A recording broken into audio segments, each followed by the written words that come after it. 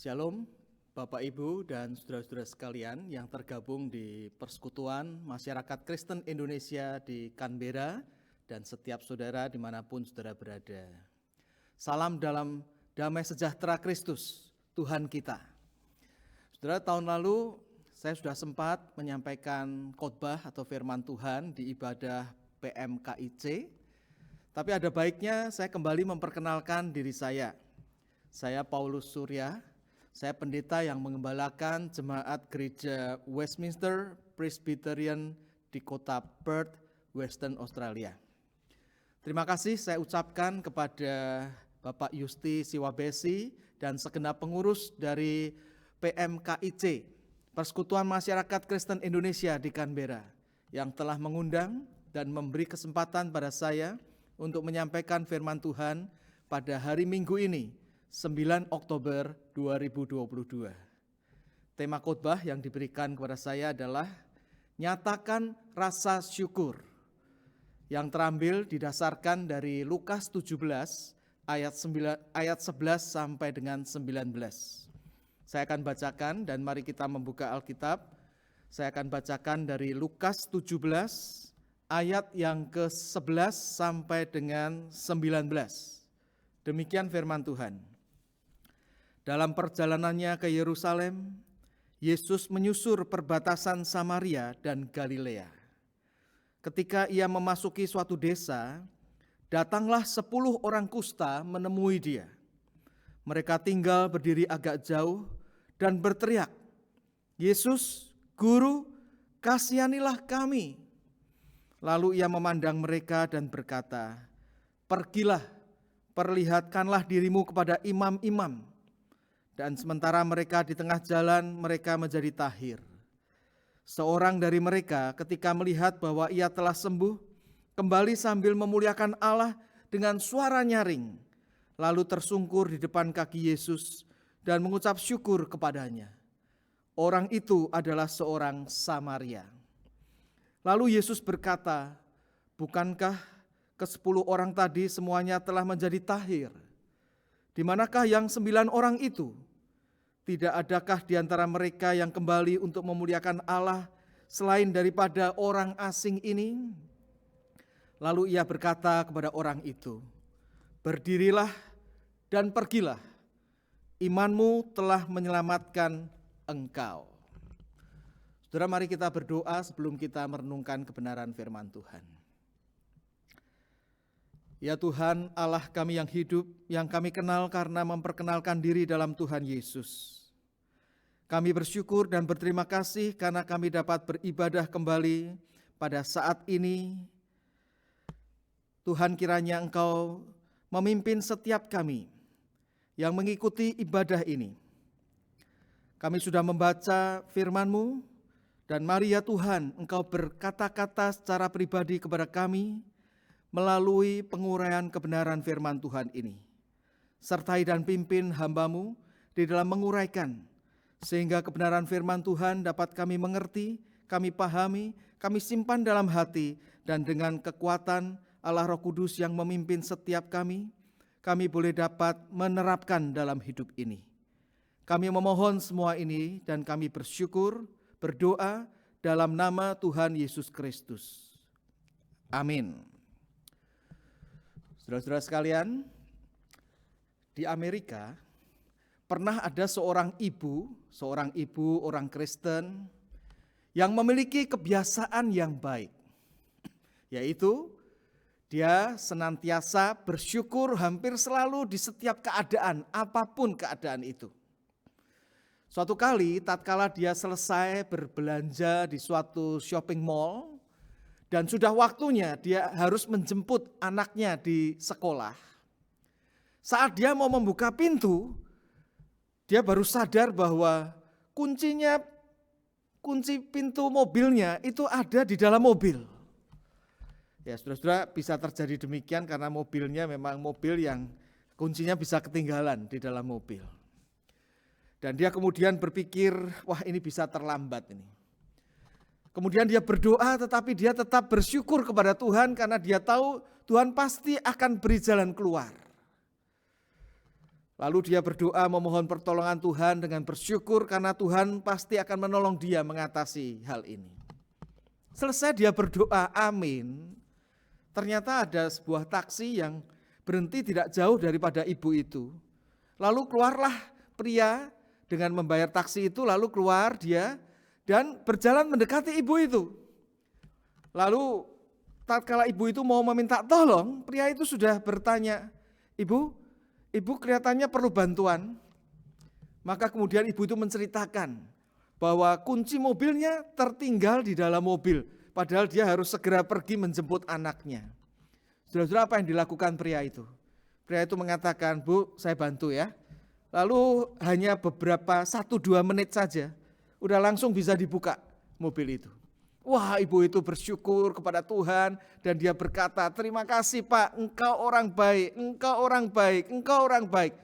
Saudara-saudara, pria itu mengatakan, enggak, saya bukan orang baik. Bu, saya ini baru keluar dari penjara dan ini naik taksi nih, turun di sini baru keluar dari penjara. Mendengar hal itu, saudara-saudara, ibu itu kemudian berkata, waduh, puji syukur kepada Tuhan. Ternyata pertolongan Tuhan luar biasa, mengirimkan pertolongan kepada saya, seorang yang profesional untuk bisa membuka mobil tanpa kunci. Saudara-saudara, ibu ini salah satu contoh bahwa dia adalah orang Kristen yang senantiasa bersyukur di dalam keadaan apapun. Meskipun mungkin saudara-saudara dan saya tidak mengalami hal yang persis sama dengan ibu ini. Tetapi saudara-saudara, saya percaya bahwa salah satu ciri penting orang Kristen sejati adalah memiliki ucapan syukur, bisa bersyukur dalam hidupnya kepada Tuhan. Ada kebenaran yang mengatakan, jangan kita menunggu kita merasa bahagia baru kita bersyukur. Tetapi bersyukurlah karena hal itu akan membuat kita itu bisa merasa bahagia. Saudara-saudara, Lukas 17 ayat 11 sampai 19 ini pada intinya mengajarkan agar saudara dan saya, orang yang percaya kepada Tuhan, senantiasa menyatakan ucapan syukur kita kepada Tuhan yang telah memberkati kita.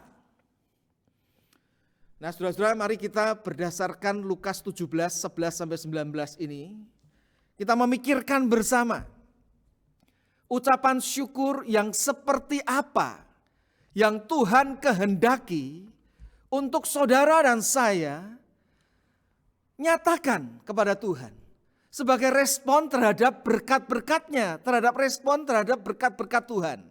Ucapan syukur seperti apa saja yang Tuhan kehendaki.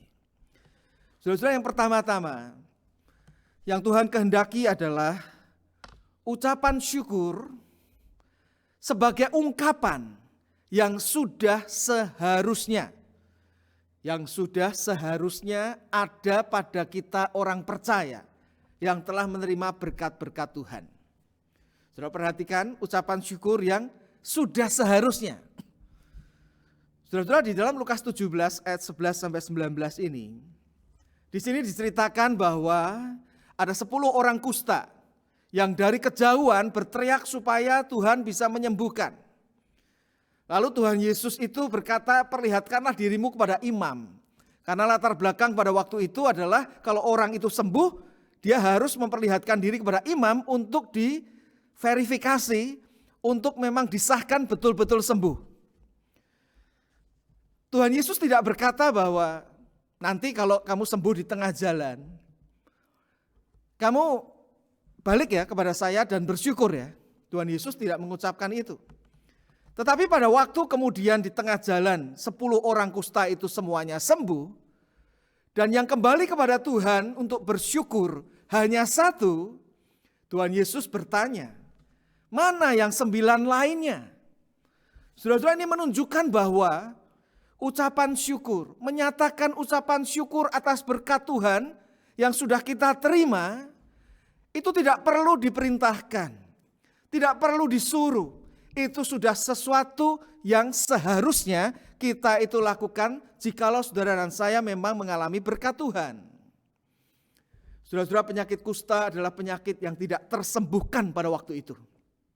Dan itu merupakan suatu gambaran daripada dosa manusia, yang setiap manusia tidak ada yang bisa mengatasinya.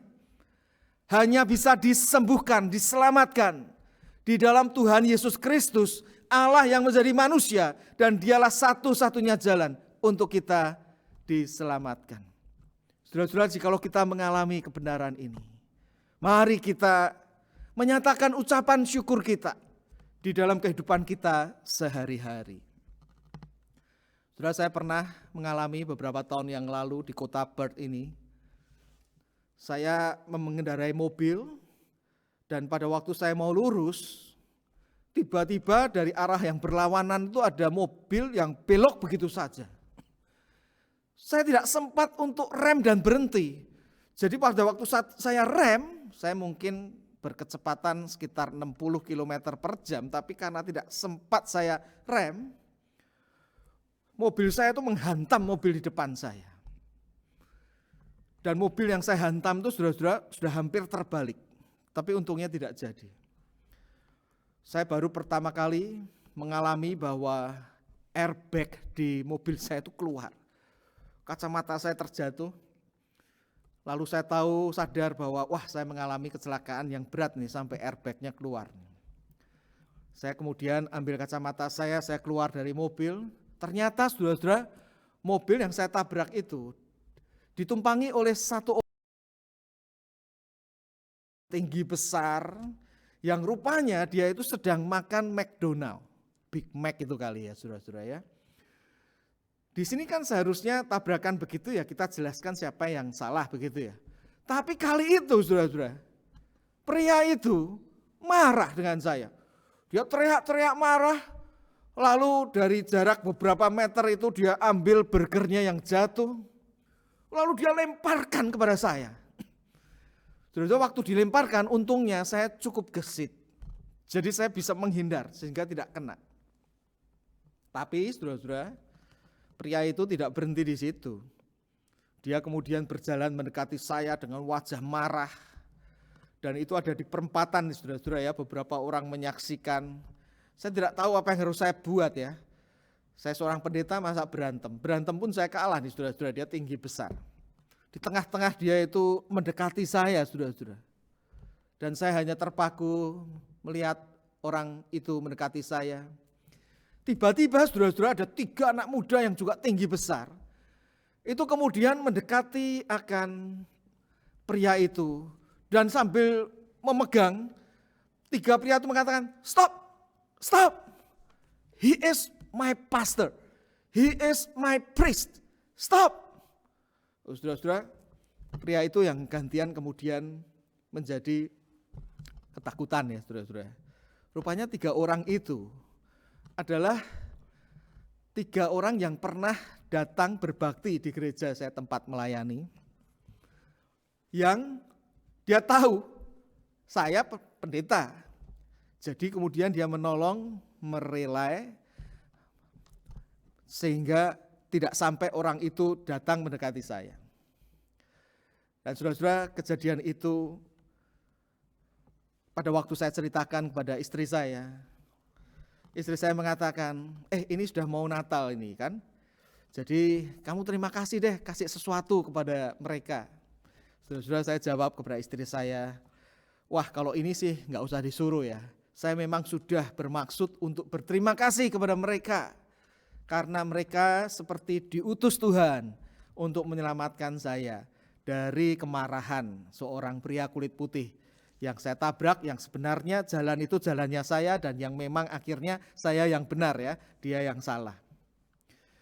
Saudara-saudara, kejadian itu mengingatkan saya bahwa sudah seharusnya saudara dan saya yang mengalami pertolongan Tuhan dalam hidup sehari-hari, terlebih untuk hidup yang kekal, kita diselamatkan daripada hukuman kekal di neraka. Seharusnya kita bisa bersyukur, menyatakan ucapan syukur kita di dalam beribadah kepada Tuhan, di dalam hal memberikan persembahan yang terbaik, di dalam memberi waktu untuk melayani Tuhan, di dalam hal menjauhi dosa dan melakukan ketaatan terhadap firman Tuhan dan berbagai hal lainnya. Sebagai ungkapan syukur kita kepada Tuhan yang telah menolong kita tanpa harus disuruh, sebagai sesuatu yang sudah seharusnya. Saudara-saudara, itu yang pertama yang bisa kita pelajari dari bagian Lukas 17, 11 sampai 19 ini. Berikutnya saudara-saudara yang kedua, ucapan syukur yang seperti apa? Yang Tuhan kehendaki untuk saudara dan saya nyatakan sebagai respon terhadap berkat-berkat Tuhan. Saudara-saudara, yang kedua, yaitu ucapan syukur yang Tuhan kehendaki adalah ucapan syukur yang meskipun kita sendiri, meskipun kita minoritas, meskipun apa yang kita lakukan sebagai ucapan syukur kepada Tuhan bisa tidak populer di dalam dunia ini, bahkan kita dianggap aneh oleh orang-orang sekeliling kita. Saudara, kalau kita perhatikan di dalam Lukas 17, 11 sampai 19 itu, dari 10 orang kusta, hanya 1 yang kemudian kembali kepada Yesus untuk bersyukur, menyatakan ucapan syukurnya. Mungkin saja saudara-saudara yang 9 lainnya mengatakan, ngapain kamu melakukan itu? Nanti saja, atau hal-hal lainnya. Apalagi saudara-saudara 1 orang itu yang sembuh dari kusta, yang menyatakan ucapan syukur kepada Yesus, adalah seorang Samaria. Itu khusus dicatat, seorang Samaria, yaitu seorang yang dimusuhi. Orang Samaria dimusuhi oleh orang Yahudi, dijauhi oleh orang Yahudi karena telah dianggap kawin campur dengan bangsa-bangsa lain. Tapi meskipun 1 orang itu orang Samaria dan 1 orang di antara 9, di antara 10 orang dia 1 orang saja, tapi dia tetap mau menyatakan ucapan syukurnya kepada Tuhan. Saya jadi ingat dengan seorang wanita yang bernama Maria, yang juga mengurapi kaki Yesus dengan minyak narwastu yang mahal harganya. Meskipun banyak orang tidak setuju, termasuk rasul-rasul waktu itu, dia menyatakan rasa syukurnya kepada Tuhan dan Tuhan memuji dia. Saudara-saudara, sejauh mana kita mau untuk menyatakan rasa syukur kita kepada Tuhan di tengah akan berbagai tantangan dan mungkin kita minoritas, tidak banyak orang melakukan hal seperti itu.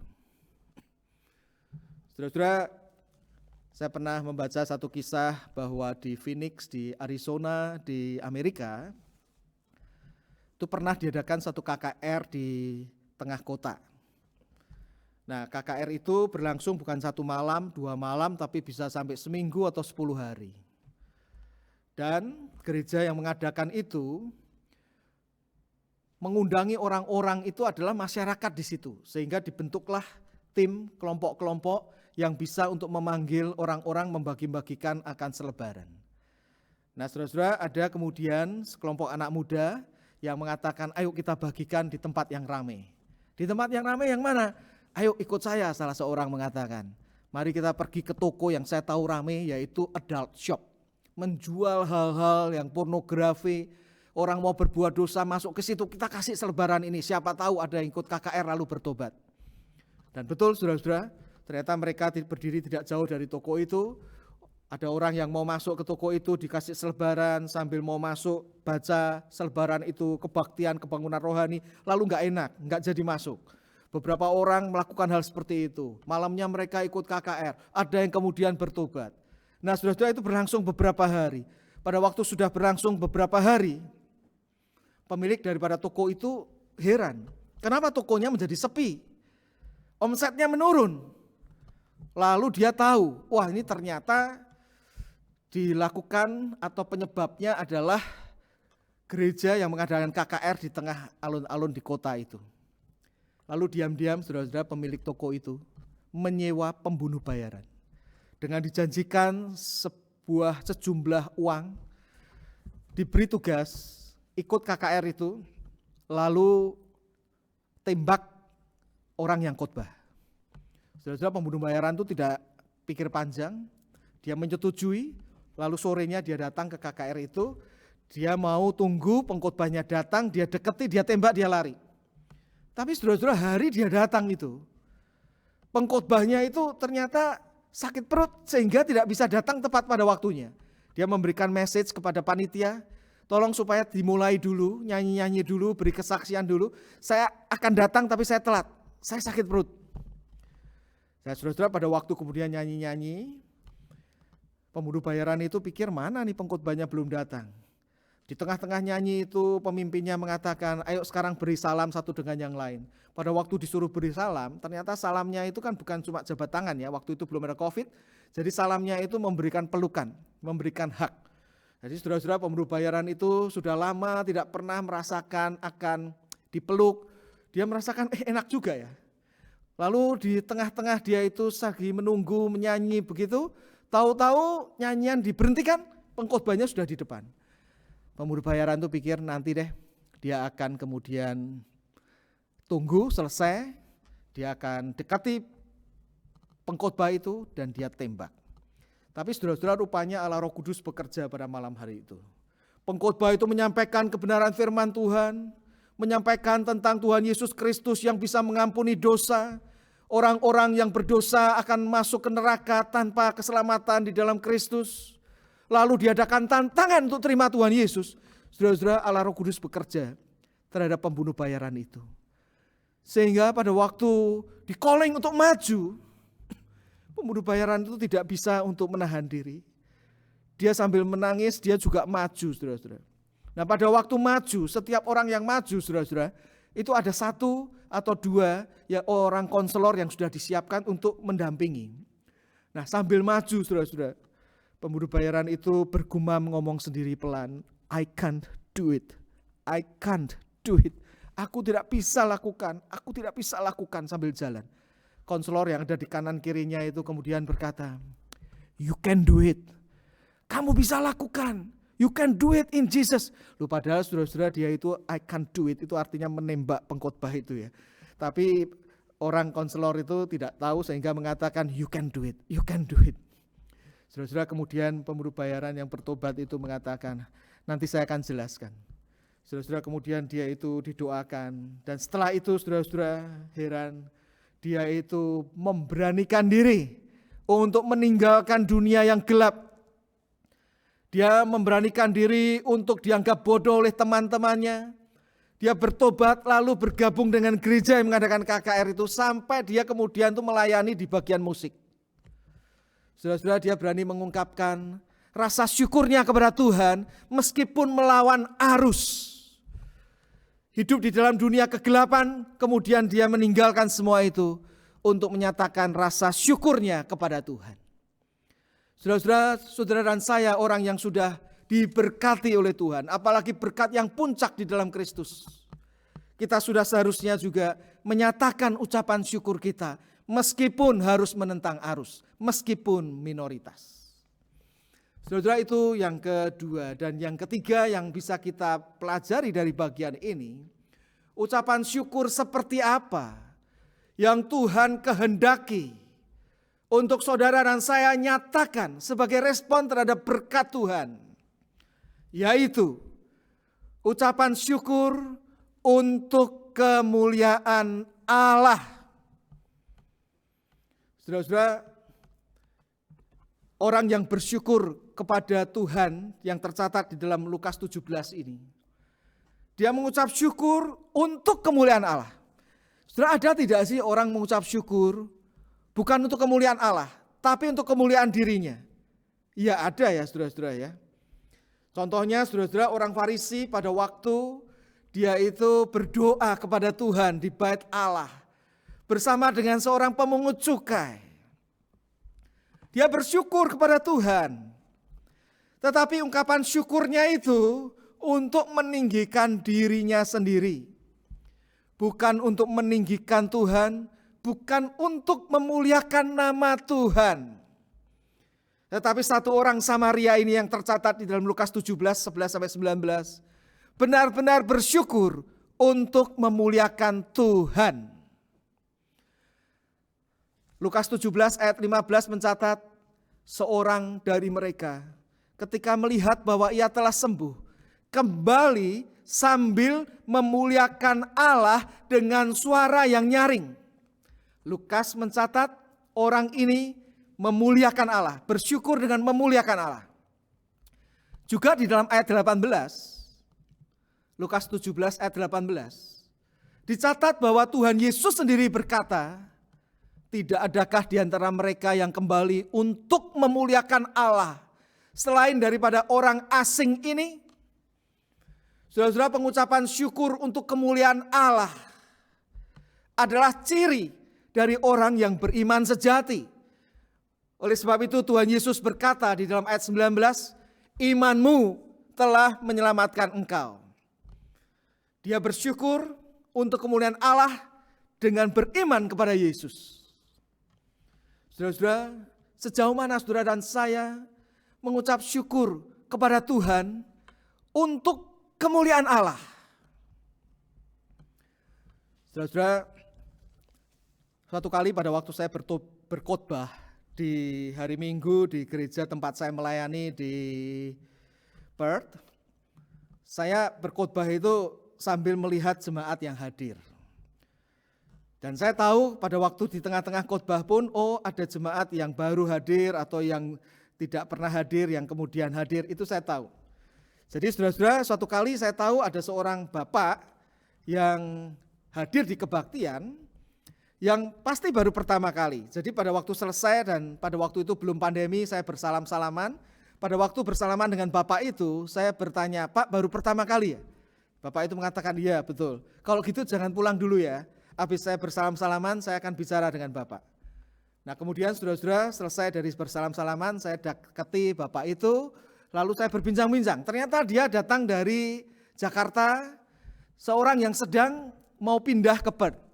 Lalu saya berkata begini, Pak nanti ini ya Pak, saya mampir ke rumah Bapak untuk kita bincang-bincang. Saya minta alamatnya ya. Nah saudara-saudara, singkat cerita, kemudian beberapa minggu kemudian saya datangi Bapak itu, lalu saya berbincang-bincang dengan dia. Nah pada waktu berbincang-bincang, saya tahu bahwa di Jakarta dia itu pernah menjadi majelis, menjadi pengurus gereja, aktif pelayanan. Maka kemudian saya berkata kepada dia, Pak, nanti kalau Bapak memang sudah menetap di Perth dan Tuhan pimpin untuk bergereja di tempat saya melayani, Bapak nanti juga bisa ikut ambil bagian dalam pelayanan ya, atau bahkan bisa jadi pengurus nanti. Saudara, saya hanya berkata begitu, tiba-tiba wajah Bapak itu berubah. Dan Bapak itu mengatakan, maaf ya Pak Paulus, saya kalau mau pergi ke restoran supaya makan enak, saya tidak mau lihat dapurnya deh. Maksudnya Pak? Iya, karena kalau saya lihat dapurnya, saya pesan nasi goreng misalnya, lalu saya lihat dapurnya chef yang memasak itu ternyata mungkin bersin, lupa untuk ke kanan atau ke kiri masuk ke makanan, atau keringetnya itu jatuh campur dengan makanan. Wah, saya tidak bisa menikmati makanan saya. Kalau saya nggak lihat dapurnya, saya pesan nasi goreng, misalnya sampai ada keringat yang nyampur pun, saya kan nggak tahu kan. Pokoknya saya bisa makan enak. Jadi saya pikir saya ke gereja juga mau begitu deh. Supaya bisa makan enak. Saya tidak mau untuk ikut pelayanan, apalagi jadi pengurus. Karena nanti kalau saya itu pelayanan dan jadi pengurus, saya lihat dapurnya gereja. Lalu saya lihat kotornya dapur gereja. Ada pengurus yang ternyata hidupnya tidak benar. Ada aktivis yang ternyata juga menipu orang. Yang juga selingkuh dan sebagainya.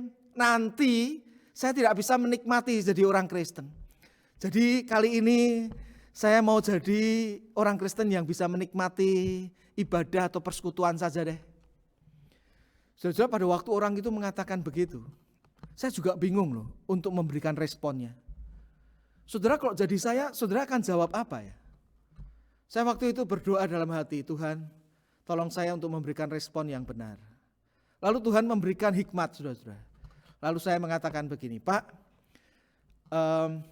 kita ini ya kalau ke kebaktian atau kita ikut persekutuan, kita itu beribadah kepada Tuhan, itu sebetulnya pusatnya itu siapa Pak? Diri kita atau sebetulnya Tuhan yang sudah menyelamatkan kita di dalam Tuhan Yesus Kristus. Dia diam, saudara-saudara. Kita kan harusnya pusatnya itu adalah Tuhan yang sudah menyelamatkan kita, bukan? Pria itu mulai mengangguk. Nah, kalau Tuhan yang menyelamatkan kita yang harus menjadi pusat di dalam ibadah, di dalam pelayanan, di dalam kegiatan persekutuan gereja, bukankah sudah seharusnya kita beribadah, kita melakukan hal-hal untuk Tuhan adalah untuk kemuliaan Tuhan, bukan kemuliaan diri dan keenakan diri kita sendiri. Pria itu tidak bisa jawab, saudara-saudara. Lalu saya berkata, Pak, jangan ambil putusan dulu ya. Jadi Bapak doakan saja dulu, nanti kita bicara lagi. Lalu kita bicara yang lain, setelah itu saya doakan, lalu saya pulang. 2-3 minggu kemudian, saudara-saudara, Bapak itu tatkala kebaktian lagi di gereja saya. Dia mendekati saya selesai kebaktian, lalu dia berkata, benar Pak Paulus, ternyata iya, kita beribadah, kita melayani, seharusnya adalah ungkapan rasa syukur untuk kemuliaan Tuhan, pusatnya Tuhan yang sudah menyelamatkan kita dalam Yesus. Bukan seharusnya adalah keenakan diri kita, kenyamanan diri kita. Saudara, saya bersyukur orang itu memahami kebenaran firman Tuhan dan bahkan sampai hari ini dia masih beribadah dan aktif di gereja di tempat saya melayani. Saudara-saudara, mari saudara dan saya kita nyatakan ucapan syukur kita kepada Tuhan di dalam situasi apapun, sebagaimana seharusnya tanpa harus disuruh. Meskipun minoritas, meskipun sekeliling kita itu tidak mendukung kita, mari kita tetap ungkapkan rasa syukur kita kepada Tuhan dan untuk kemuliaan nama Tuhan. Maukah saudara? Maukah saudara? Mari kita berdoa. Kami sungguh mengucapkan syukur dan berterima kasih kepadamu ya Tuhan. Karena memang tidak ada alasan bagi kami untuk tidak mengucap syukur kepadamu ya Tuhan. Ya Tuhan, kami bersyukur karena berkat-berkat-Mu yang sudah Kau curahkan atas kami. Khususnya berkat terbesar-Mu yaitu keselamatan di dalam Tuhan Yesus Kristus bagi kami yang percaya dan menerima Yesus Kristus sebagai Tuhan dan Juru Selamat kami. Oh Tuhan, tatkala kami menghitung satu persatu, memikirkan akan berkat-berkat-Mu termasuk berkat keselamatan di dalam Kristus. Oh Tuhan, hal itu sudah seharusnya membawa kami hidup dalam pengucapan syukur. Dan tolong kami ya Tuhan, untuk menyatakan ucapan syukur kami dalam tindak tanduk kami sehari-hari, dalam pekerjaan kami, dalam rumah tangga kami, di dalam kami berbisnis, di dalam kami berelasi dengan sesama kami, di dalam persekutuan, di dalam ibadah, di dalam kehidupan bergereja, dan di dalam setiap aspek kehidupan ini. Tolong kami untuk menyatakan ucapan syukur kami kepadamu ya Tuhan. Terima kasih Tuhan untuk firman-Mu, dan biarlah firman-Mu boleh Kau taruh dalam hati dan pikiran kami, dan kami boleh dimampukan oleh Allah Roh Kudus menerapkan dalam hidup kami ini. Kami berdoa ya Tuhan, Kau memberkati persekutuan masyarakat Kristen Indonesia di Canberra, supaya boleh terus bertumbuh baik secara kuantitas terlebih kualitas ya Tuhan. Kami menyerahkan akan kehidupan setiap kami, tolong kami untuk terus hidup dalam ucapan syukur kepadamu ya Tuhan. Dalam nama Tuhan Yesus Kristus, kami bersyukur dan berdoa. Amin.